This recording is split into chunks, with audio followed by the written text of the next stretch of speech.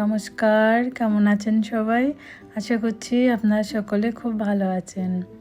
আজকে শনিবার, এই শনিবারে সকাল সকাল আমি গোলুকে স্নান করিয়ে দিচ্ছি। আগের সপ্তাহে দেব করিয়ে দিয়েছিল, আজকে আমি করিয়ে দিলাম। ওকে বেশ ভালো করে শ্যাম্পু লাগিয়ে ওকে স্নান করিয়ে দিয়েছি।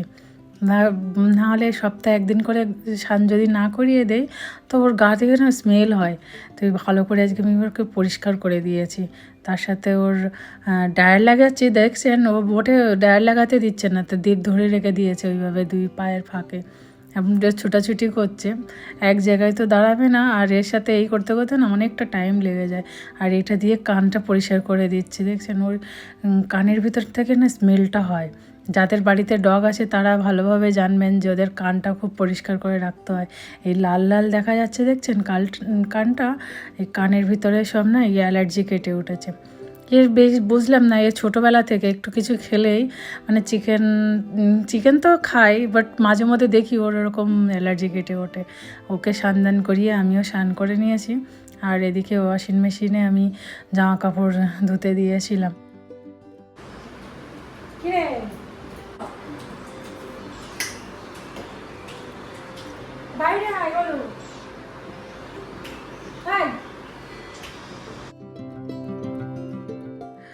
গোলু স্নান করিয়ে দেওয়ার পরে ওর একটা বডি স্প্রে আছে, সেটা ওর গায়ে লাগিয়ে দেই। আর সেটার জন্য ও না ওইখানটায় বসে আছে, বেরোচ্ছেই না। এরকম করে জানেন না, দুষ্টু খুব। ব্লিঙ্কিটে অর্ডার দিয়েছিলাম পনির। আর পনিরটা কেন হচ্ছে, আজ দেব বাড়ি না থাকলে এই ছেলেরা না একদম মাছ মাংস কোনোটাই ছোবে না, শুধু পনির খাবে। তো আমার আজকে কাজ সেরকম নেই, মানে রান্নাটা নেই, আগের দিনকে রাতে রান্নাটা করে রেখেছিলাম, তো আজকে ওইটাই খাবো দুপুরবেলা। আর এদিকে ছেলেদের জন্য বেশি করে পনির বানিয়ে রাখবো, ওরা দিন রাত মানে এই পনির দিয়েই খাবে আর কি, মাছ টাছ কিছু খেতে চায় না।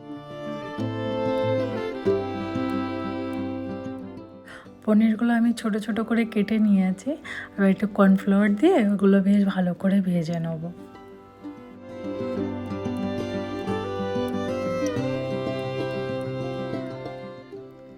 তেলটা গরম হোক, আমি এদিকে একটু ক্যাপসিকামগুলো ছোট ছোট করে কেটে নিই, ওই চিলি পনিরে যেমন দেয় ওরকম করে। আর তেলটা গরম হয়ে গেছে, আমি ওই পনিরগুলো সব ভেজে নেবো। নিয়ে পেঁয়াজ আর ক্যাপসিকাম এটাও ভেজে নেবো। এর একটু গরম জল বসিয়েছি, পনিরটা ভাজার পরে একটু অংশ গরম জলে ভিজিয়ে রাখলে বেশ পনিরটা সফট হয়। তো এই জন্য আমি আবার একটু গরম জলও বসিয়েছি পাশে।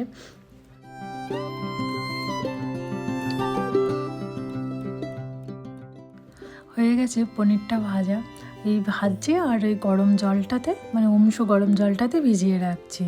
আর এইদিকে ক্যাপসিকাম আর পেঁয়াজ টেজগুলো একটু জাস্ট ভেজে নেবো।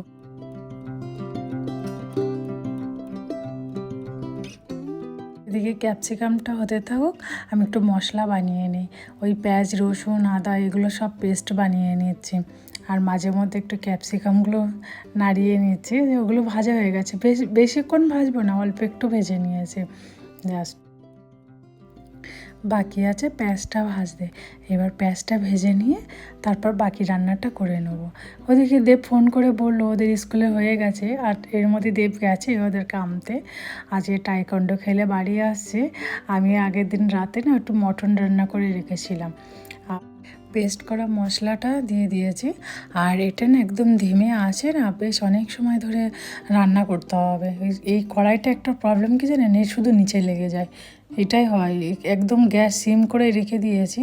আর এদিকে কাজু বাদাম বেটে রেখেছিলাম, আর এটা দিয়ে দিয়েছি আপনার ওই কাস্তুরি মেথি।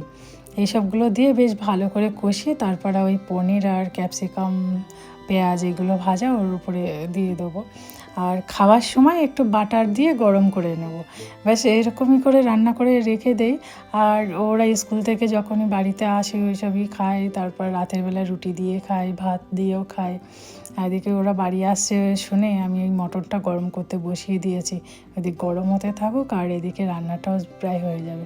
ওই জলটা কিন্তু আমি ফেলবো না, জলটা গরম জলটা আমি আবার দিয়েও দেবো এর ভিতরে। একটু গ্রেভি টাইপের করবো, এই দেখুন দিয়ে দিয়েছি। আর বেশি কিছু আমি মশলা এতে ইউজ করিনি, খুব কম মশলার মধ্যেই রান্নাটা করি।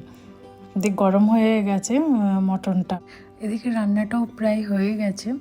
আর ওদেরকে বললাম যে স্নান করে নাও, তোমাদেরকে খেতে দিয়ে দে।